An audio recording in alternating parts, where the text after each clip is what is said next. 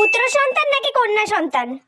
বলি ও বৌমা, এই যে ফল কেটে আনছি তাড়াতাড়ি খাইয়া লও দেখি। না মা, এখন খেতে ইচ্ছা করছে না। একদম না না, শুনুম না, আমার নাতির খিদা পাওয়া গেছে, তুমি খাইলে তো আমার নাতি খাইতে পারবে। এই নাও ধরো। আর শোনো বৌমা, আমার কিন্তু নাতি চাই, নাতি চাই। আরে বৌমা, কি করো ঝাঁটা নিচে রাখো তাড়াতাড়ি। আমার নাতি হলো এই বংশের প্রীতিম, আমার নাতিটা সবসময় যত্ন নিতে রাখবা, বুঝা? যাও ঘরে গিয়ে আরাম করো। হ্যাঁ হ্যাঁ বৌমা, বেশি বেশি করে সোনো পাউডার মাখো দেখি, তাহলে আমার নাতি একদম লাল টুকটুকে রাজপুত্রের মতো হইবে।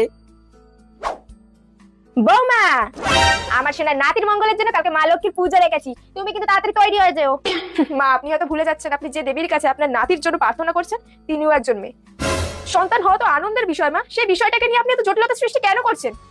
এখনকার দিনে সমাজে ছেলে মেয়ে দুজনকে সমান স্থানে প্রাধান্য দেওয়া হয় মা, আর সেখানে দাঁড়িয়ে আপনার এমন চিন্তা ভাবনা সত্যিই আশা করা যায় না। আমার কথাগুলো একবার হলেও ভেবে দেখবেন মা, ভেবে দেখবেন।